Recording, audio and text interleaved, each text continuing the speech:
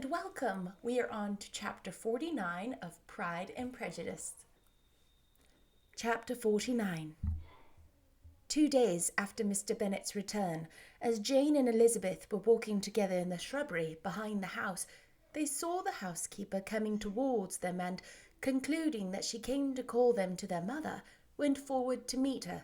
But instead of their expected summons, when they approached her, she said to Miss Bennet, "I beg your pardon, madam, for interrupting you, but I was in hopes you might have some good news from town, so I took the liberty of coming to ask." "What do you mean, Hill? We have had nothing from town." "Why, dear madam," cried Mrs. Hill in great astonishment, "don't you know there's been an express come for master from Mr. Gardiner? He's been here for half an hour, and master has had a letter." Away ran the girls, too eager to get in to have time for speech. They ran through the vestibule into the breakfast-room, from thence to the library.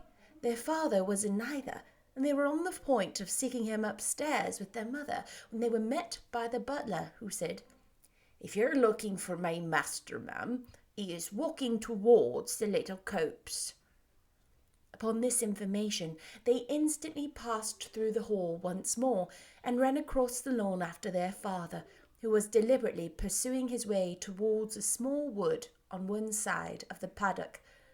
Jane, who was not so light, nor so much in the habit of running as Elizabeth, soon lagged behind, while her sister, panting for breath, came up with him, and eagerly cried out, "Oh, papa!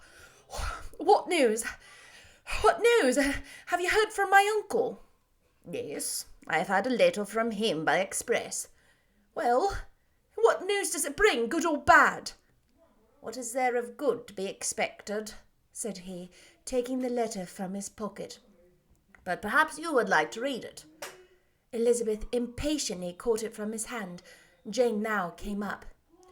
"Read it aloud," said their father, "for I hardly know myself what it is about." Gracechurch Street, Monday, August 2nd. "My dear brother, at last I am able to send you some tidings of my niece, and such as, upon the whole, I hope it will give you satisfaction. Soon after you left me on Saturday, I was fortunate enough to find out in what part of London they were. The particulars I reserve till we meet. It is enough to know they were discovered. I have seen them both." "Then it is as I always hoped," cried Jane. "They are married." Elizabeth read on. "I have seen them both. They are not married, nor can I find there was any intention of being so. But if you are willing to perform the engagements which I have ventured to make on your side, I hope it will not be long before they are. All that is required of you is to assure your daughter, by settlement, her share of £5,000 secured among your children after the decease of yourself and my sister, and moreover to enter into an engagement of allowing her, during your life, £100 per annum. These are the conditions which, considering everything, I had no hesitation in complying with, as far as I thought myself privileged for you. I shall send this by express, that no time may be lost in bringing me your answer. You will easily comprehend, from these particulars, that Mr. Wickham's circumstances are not so hopeless as they are generally believed to be.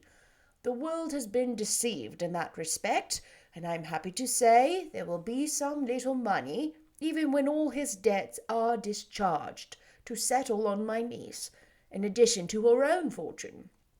If, as I conclude will be the case, you send me full powers to act in your name throughout the whole of this business, I will immediately give directions to Haggerston for preparing a proper settlement. There will not be the smallest occasion for you coming to town again. Therefore, stay quiet at Longbourn, and depend on my diligence and care. Send back your answer as fast as you can, and be careful to write explicitly.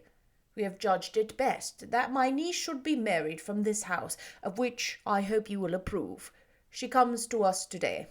I shall write again as soon as anything more is determined. Yours, etc., Edward Gardiner." "Is it possible?" cried Elizabeth, when she had finished. Can it be possible that he will marry her?" "Wickham is not so undeserving, then, as we thought him," said his sister. "My dear father, I congratulate you." "And have you answered the letter?" cried Elizabeth. "No, but it must be done soon." Most earnestly did she then entreaty him to lose no more time before he wrote. "Oh, my dear father," she cried, "come back and write immediately. Consider how important every moment is in such a case." "Let me write for you," said Jane, "if you dislike the trouble yourself." "I dislike it very much," he replied, "but it must be done." And so saying, he turned back with them and walked towards the house. "And may I ask," said Elizabeth, "but the terms, I suppose, must be complied with?" "Complied with? I'm only ashamed of his asking so little." "And they must marry. It is such a man." Yes, they must marry. There is nothing else to be done. But there are two things that I want very much to know. One is how much money your uncle has laid down to bring it about, and the other, how I am ever to pay him." "Money? My uncle?" cried Jane. "What do you mean, sir?" "I mean that no man in his senses would marry Lydia on so slight a temptation as 100 a year during my life, and 50 after I am gone." "That is very true," said Elizabeth, "though it had not occurred to me before. His debts to be discharged, and something still to remain. Oh, it must be my uncle's doings. Generous, good man. I'm afraid he has distressed himself. A small sum could not do all this." "No," said her father. "Wickham's a fool if he takes his with a farthing less than £10,000. I should be sorry to think so ill of him in the very beginning of our relationship." £10,000? Heaven forbid!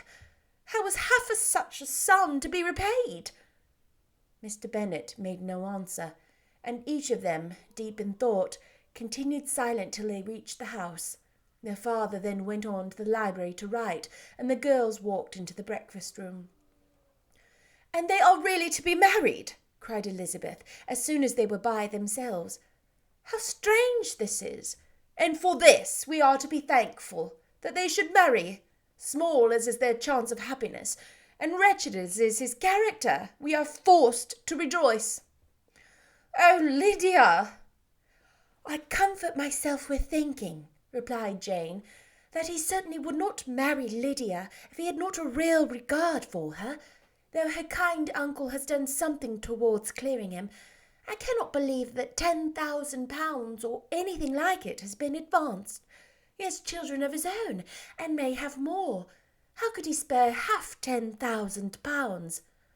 "If he were ever able to learn what Wickham's debts have been," said Elizabeth, "and how much is settled on his side on our sister, we shall exactly know what Mr. Gardiner has done for them, because Wickham has not sixpence of his own. The kindness of my uncle and aunt can never be requited. Their taking her home and affording her their personal protection and countenance is such a sacrifice to her advantage as years of gratitude cannot enough acknowledge. By this time she is actually with them. If such goodness does not make her miserable now, she will never deserve to be happy. What a meeting for her, when she first sees my aunt!" "We must endeavour to forget all that has passed on either side," said Jane. "I hope and trust they will yet be happy. His consenting to marry her is proof, I will believe, that he has come to a right way of thinking. Their mutual affection will steady them, and I flatter myself they will settle so quietly and live in so rational a manner as may in time make their last imprudence forgotten." "Their conduct has been such," replied Elizabeth, "as neither you nor I nor anybody can ever forget. It is useless to talk of it." It now occurred to the girls that their mother was in all likelihood perfectly ignorant of what had happened. They went to the library, therefore, and asked their father whether he would not wish them to make it known to her.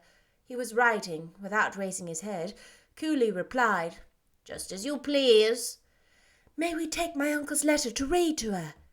Take whatever you like and get away. Elizabeth took the letter from his writing table, and they went upstairs together. Mary and Kitty were both with Mrs. Bennet. One communication would, therefore, do for all. After a slight preparation for good news, the letter was read aloud. Mrs. Bennet could hardly contain herself. As soon as Jane had read Mr. Gardiner's hope of Lydia's being married soon, her joy burst forth, and every following sentence added to its exuberance. She was now in an irritation as violent from delight as she had ever been fidgety from alarm and vexation. To know that her daughter would be married was enough. She was disturbed by no fear for her felicity, nor humbled by any remembrance of her misconduct. "My dear, dear Lydia!" she cried. "This is delightful indeed. She will be married. I shall see her again. She will be married at 16. My good, kind brother! I knew how it would be. I knew he would manage everything. How I long to see her, and to see dear Wickham too. But the clothes, the wedding clothes. I will write to my sister Gardiner about them directly. Lizzie, my dear, run down to your father and ask him how much he will give her. Stay, I will go myself. Ring the bell, Kitty, for Hill. I want to put on my things in a moment. My dear, dear Lydia, how merry we shall be together when we meet." Her eldest daughter endeavoured to give some relief to the violence of these transports by leading her thoughts to the obligations which Mr. Gardiner's behaviour laid them all under. "For we must attribute this happy conclusion," she added, "in a great measure to his kindness. We are persuaded that he has... Pardon me. Oh, my goodness, pardon me. This is Jane talking. Big mistake on my part. "For we must attribute this happy conclusion," she said, "and a measured address. For we must attribute this happy conclusion," she added, "in a great measure to his kindness. We are persuaded that he has pledged himself to assist Mr. Wickham with money." "Well," cried her mother, "it is all very right. Who should do it but her own uncle?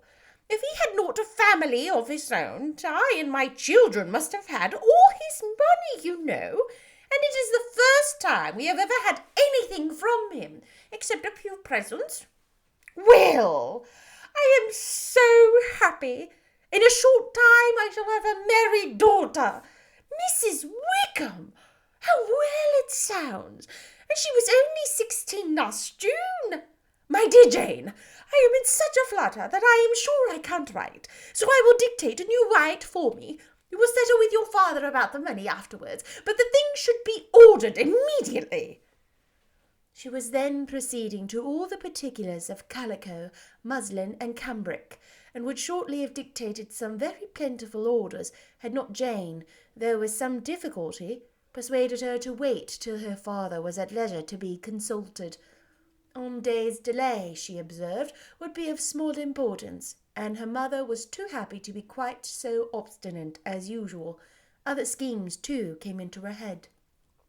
"I will go to Meryton," said she, "as soon as I am dressed, and tell the good news to my sister Phillips, and as I come back, I can call on Lady Lucas and Mrs. Long. Kitty, run down and order the carriage. An airing would do me a great deal of good, I am sure. Girls, can I do anything for you in Meryton? Oh, here comes Hill. My dear Hill, have you heard the good news? Miss Lydia's going to be married, and you shall have a bowl of punch to make merry at her wedding." Mrs. Hill began instantly to express her joy. Elizabeth received her congratulations amongst the rest, and then, sick of this folly, took refuge in her own room, that she might think with freedom. Poor Lydia's situation must, at best, be bad enough, but that it was no worse, she had need to be thankful. She felt it so, and though in looking forward, neither rational happiness nor worldly prosperity could be justly expected for her sister, In looking back to what they had feared only 2 hours ago, she felt all the advantages of what they had gained. That was the end of chapter 49. So, good news, bad news. Good news, they're getting married, right? Like, she's not going to be, they don't have to, like, cast her out of the family to save their own reputation, which is what Mr. Collins was suggesting. Oh, kind, sympathetic Mr. Collins. Bad news, they're getting married. That means that Lydia, now Mr. Wickham, is permanently in Lizzie's family. Ugh. Oh, my tongue is red. I had fruit punch. My tongue is red. I totally want to not apologize, but acknowledge those 2 huge errors. In one, I did Mrs. Bennet's voice and Jane's, and then the other, I just fudged the what Jane was saying like 7 times. Just rough. Anyway, that's all part of storytelling, and I hope that you excuse me for it. And I hope you enjoyed chapter 49. Can you believe we are on to chapter 50? And just to kind of give you some perspective, we are on page 421 of 538. So only about 100 pages left of 500. We are close to the end. Let me see how many chapters. There are 61 chapters. Oh my gosh, we're going to be done with this book in like 11 days. That is crazy. Oh, but the characters. What are we going to do? What are we going to do without them? Oh, that makes me sad and happy, but sad. I will see you next time with chapter 50. Bye-bye.